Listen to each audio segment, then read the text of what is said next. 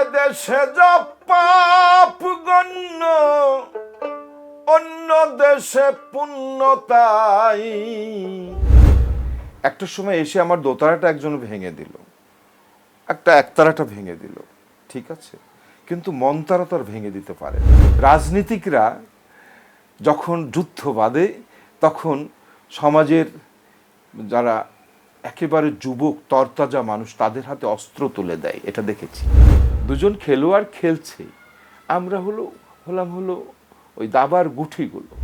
সহজে মানুষ বোঝে দাক্ষিণার মন দিব্য জ্ঞানে। শুরুতেই শুভকামনা আপনাকে। বাউল শফি মণ্ডল আমাদের সাথে যুক্ত হয়েছেন স্টার নিউজের পক্ষ থেকে, আপনাকে অসংখ্য ধন্যবাদ। কেমন আছেন আপনি? আমি ধন্যবাদ জানাচ্ছি স্টার নিউজকে, আর খুব ভালো থাকার চেষ্টা করি। আমরা বাউল তো, আমাদের খারাপ থাকার কোনো অপশন নেই, সবসময় সদানন্দ ভাবানন্দ প্রেমানন্দে থাকি আমরা। এই শহরের আধুনিকতা ছেড়ে নতুন জীবন কেমন লাগছে?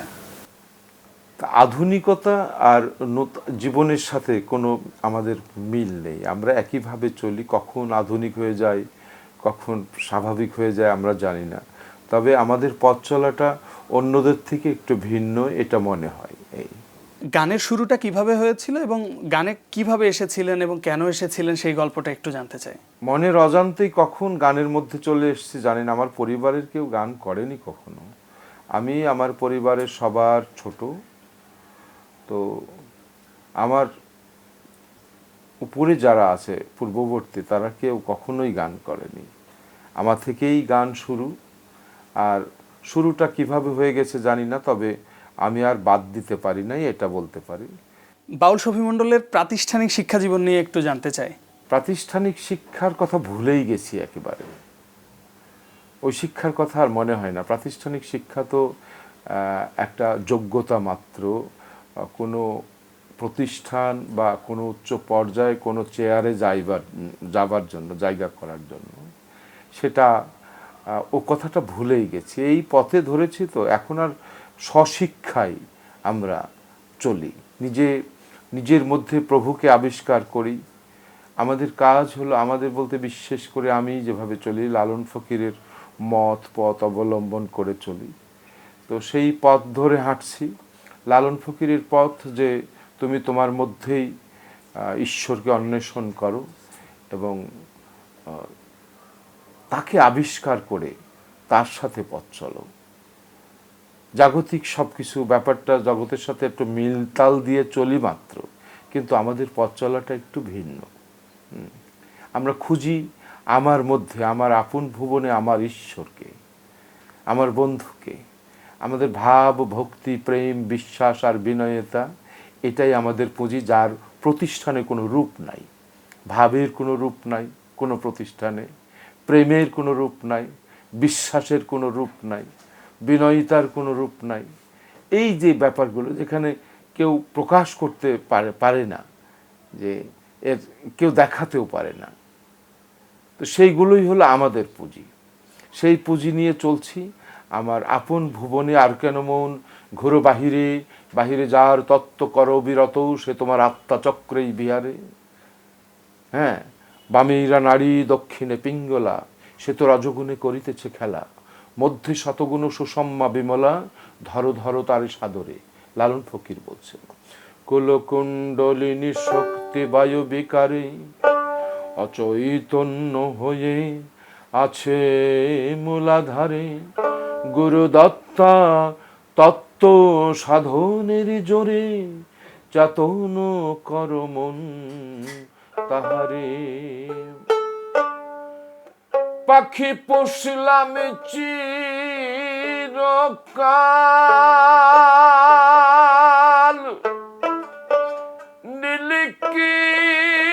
নীলকিলাল একদিনও দেখলাম না সেই রূপ সামনে ধরে।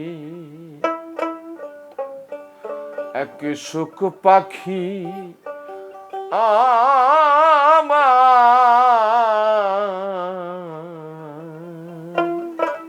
কিসে গঠেছে রে আবেগ হাকে পিঞ্জিরাবর্ত আতসে হইল পোক্ত আবেগ হাকে পিঞ্জিরাবর্ত আতসে হইল পোক্ত পবন ছাড়া সেই ঘরে পাখি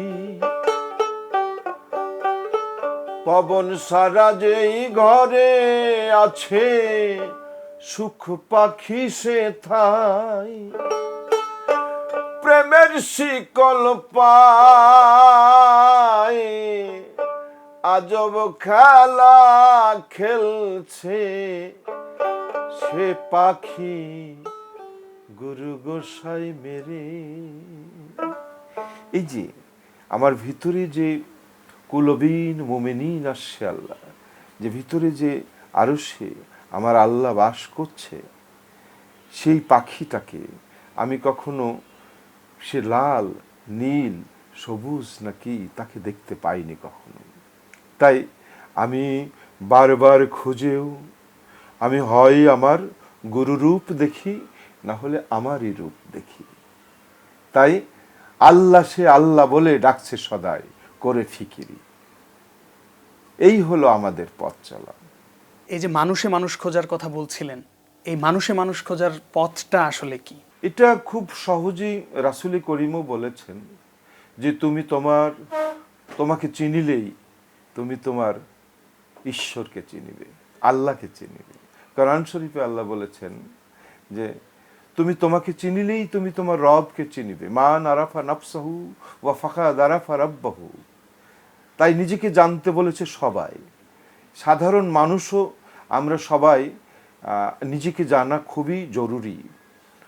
আমরা পরচর্চার চেয়ে নিজের চর্চাটা বেশি করা উচিত। কারণ হলো আমার আপন ভুবনেই আমার ঈশ্বর।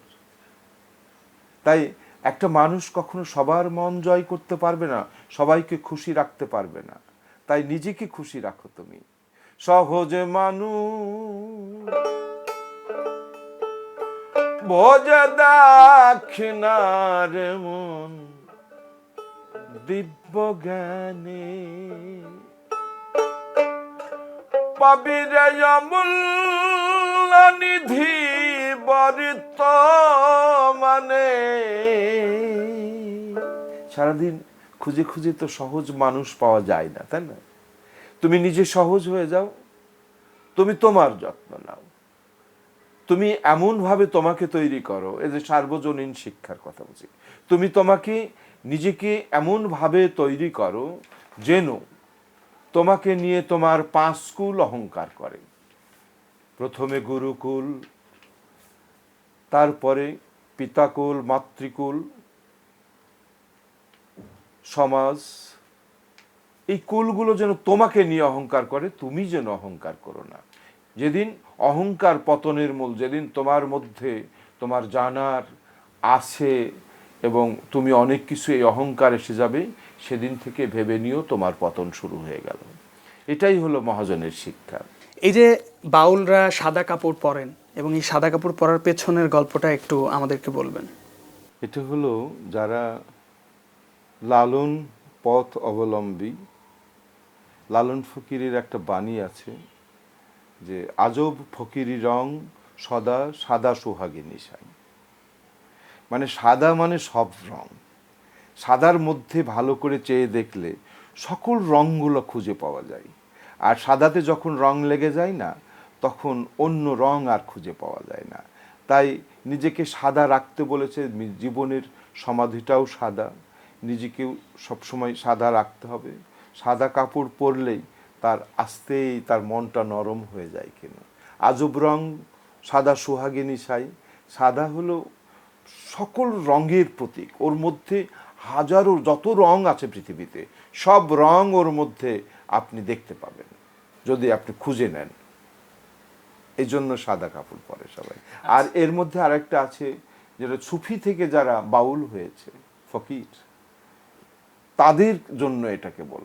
বৈষ্ণব থেকে যারা আসে তারা আবার গেরুয়া কালার পরে, তো এটি একটা ধর্মীয় আচার বলা যায়। তো লালন ফকির একেবারে জাত মত ধর্ম বর্ণ নির্বিশেষে একটা নিরপেক্ষ জায়গায় দাঁড়িয়েছে, যেখানে আসছে মানে বলা যায় যে বৈষ্ণব থেকে, তারপরে সুফি থেকে, তারপরে খ্রিস্টিয়ান থেকে, তারপরে বৌদ্ধ থেকে, সমস্ত মানুষ এক জায়গায় একটা জায়গায় দাঁড়িয়ে শুধু মানুষের কথা বলে। যখন মানুষের কথা বলে তখন এমনিই তারা সাদা হয়ে যায়। সঙ্গীতের বিভিন্ন সংজ্ঞা রয়েছে, সেখান থেকে বাউলের ভাষায় আসলে সঙ্গীতের সংজ্ঞাটা কি?